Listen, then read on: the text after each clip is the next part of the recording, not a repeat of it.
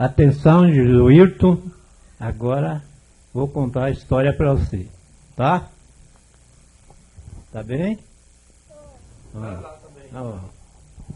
Então, nós vamos começar. Aqui, o povo diz que história de pescador tudo é mentira, mas essa é a realidade de cada acontecido. Na década de 1935 até 50,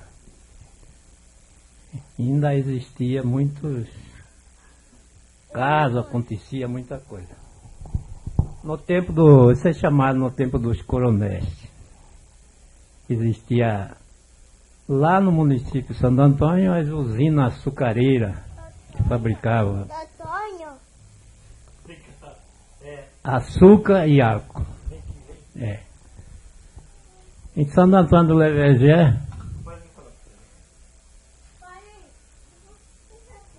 existia o porto de descarga, que é onde encostava as embarcações de Corumbá e descarregava. Ali colocaram, o prefeito colocou, nesse tempo não existia luz elétrica, um poste e tinha um lampião que à noite acendia. Então aquele porto ficou conhecido como Porto do Lampião. Muita gente que não alcançaram mais o uso desse lampião no porto, mas conheceu o nome ali como Porto do Lampião. Então, né, na usina do Coronel Palmiro, trabalhava um carpinteiro chamado Rimuardo. O senhor Rimuardo trabalhava lá na usina do Coronel Palmiro, mas morava do outro lado do rio, aqui no Santo Antônio, na localidade de Santo Antônio. Então quando ele vinha do serviço, do trabalho, já chegava em casa à noite.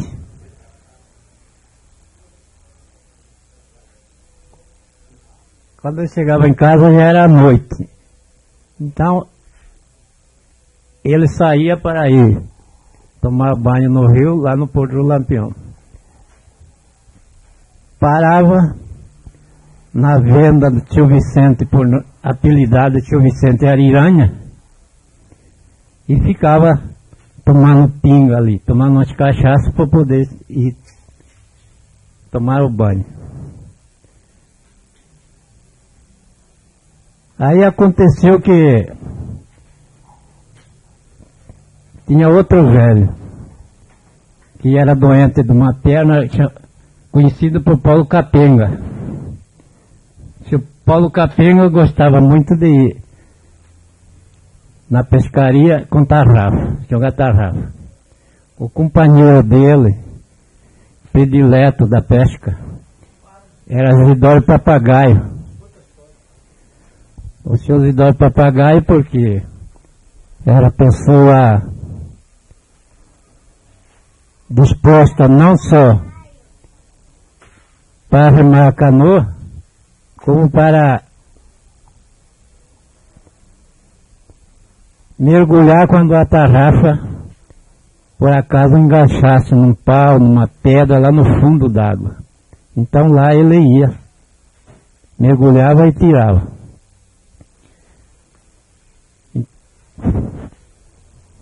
Foi o seu Paulo Capenga com o Isidório para jogar tarrafa. E aconteceu que o Rimuardo tinha ido para o banho no Porto do Lampião. E a população, todo mundo dizia que ali naquele porto era muito fundo. E ali aparecia negrinho d'água. Tinha negrinho d'água, tinha minhocão, tinha tanta coisa que o povo falava. Então, o Rimuardo desceu lá no porto, no caixa. Quando não tinha embarcação parado ali, Era um lugar que juntava muito peixe por causa da... Fazia descarga ali, caía muito detrito de as coisas na água.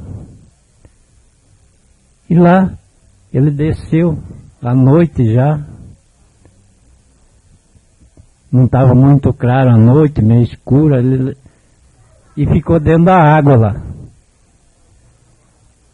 E o Paulo Capenga mandou os Isidório no outro porto, mais embaixo, pegar a canoa.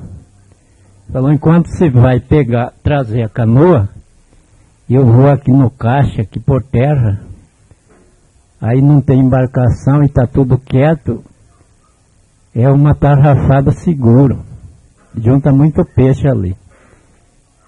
E quando ele foi descendo, arrumando a tarrafa para jogar, ele foi andando, o Rimuardo, nessa hora, o Rimuardo mexeu na água lá e mergulhou. O seu Paulo, que ia chegando com a tarrafa já preparado, viu aquela onda, achou que era bastante peixe que estava ali reunido, né? Chegou e cobriu com a tarrafa. Cobriu com a tarrafa e quando ele assusta, levantou de dentro da água, dentro da tarrafa, um vulto preto. O vulto preto, então, ele julgou que peguei o negro d'água na tarrafa. E saiu querendo correr, mas o cabo da tarrafa amarrado na mão, ele ficou no fim do cabo, no estirão, lhe dando para tirar da mão. Nesse o Isidório vinha chegando com a canoa, o Isidório papagaio. Então, o Rimuardo falou lá um ditado que ele dizia muito, quando ele estava tomando as pingas, todas as coisas para ele falava libuno. Tá libuno? Tá libuno? Aí o Paulo Capenga conheceu a voz dele. Aí que então parou de querer correr e o Isidório chegou. Ele estava sentado ali, rindo para morrer tanto rir. O que aconteceu, seu Paulo? Olha o que está na tarrafa aí. Que olhou era o Rimuardo, o preto, boto do preto dentro da tarrafa. Aí o Paulo falou, peguei o negro d'água na tarrafa. Então o Isidório foi reconheceu o Rimuardo. Então ficaram muito tempo ali, os três, rindo que não parava mais, achando graça do que tinha acontecido. O Paulo Capenga pegou o Rimuardo na tarrafa. E juntamente com o seu companheiro, o Isidório Papagaio. Então, essas são as coisas que aconteceu. E acontecia muito semelhante a este, que o povo diz que a história do pescador é mentira, porque quem não convive com a pescaria, não mexe no rio, essas coisas, como era nesse tempo, que hoje o rio está com Cuiabá, por exemplo, que eu falo dele, está considerado seco. É um correzinho de água, para quem conheceu nesse tempo. Muitos poços que existia e muita coisa que a gente tem conhecimento que existia, né, na água, morava, dominava por ali, para aqueles poços. Por quê? A gente fala, porque conviveu muitos anos, desde criança, nessa luta de pesca, de rede, para esses poços. Eu que falo, conto a história, por exemplo, posso dizer, nunca vi nada. Nunca vi um negro d'água, nunca vi um minhocão, nunca vi qualquer tipo de bicho da água. Mas afirmo que sinais que existia nesses poços famosos, eu vi muitos sinais, muita coisa. Inclusive, que fizeram com nós, que trabalhavam com meu pai com a rede, trabalhavam num lugar lá, no Aricá, chamado Poço Feio, lugar muito famoso, nesse tempo, muito fundo. Aquele poço era bem usado o nome de Poço Feio, porque era muito feio mesmo, na verdade. A água ali não tinha posição para correr, você não podia dizer que a água corria para o sul, nem para o norte, nem para o nascente, nem para o poente. Porque ali no poço era de acordo com aquele rebojo, aquele correções de água muito forte, quando vinha lá do fundo que arrebentava, cada hora ele ia para um lado. E o que tinha ali, canoa ou qualquer coisa que rodava, era levado para esse lado para onde o rebojo tocava. Você ia lá para onde fosse. Não tinha lado para correr. E assim por diante.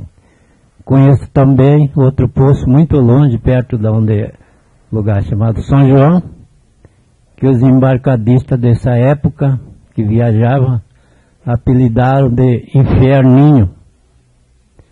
Ali as embarcações que viajavam de Corumbá, quando chegava nesse lugar, quando vinha subindo de Corumbá para Cuiabá ou descendo de Cuiabá para Corumbá, parava a lancha, saía os marinheiros no chalana e amarrar cabo num pé de arvoredo lá para cima, para puxar no guincho, a lancha passar ali, puxar no guincho, porque o leme não governava, o poço, o rebojo é que manobrava com tudo.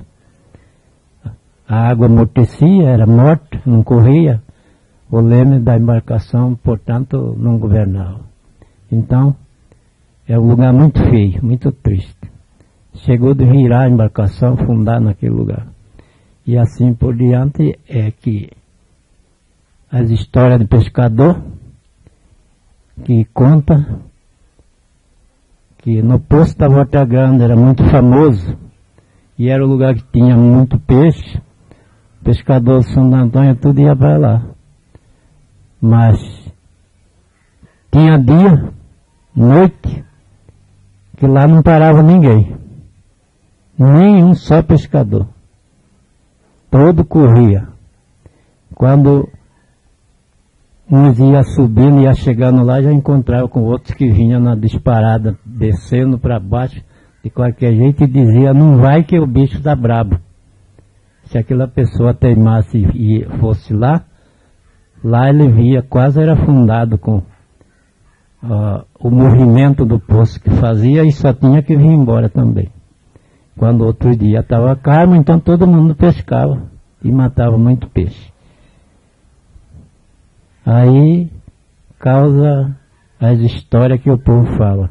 História de pescador, que é tudo, é invenção, é inventado. Eu não sou contra que muitos são aumentadas, mas muitas delas são acontecidas. Aí essa é a história para Joilton, para ele escutar, para ficar lembrar.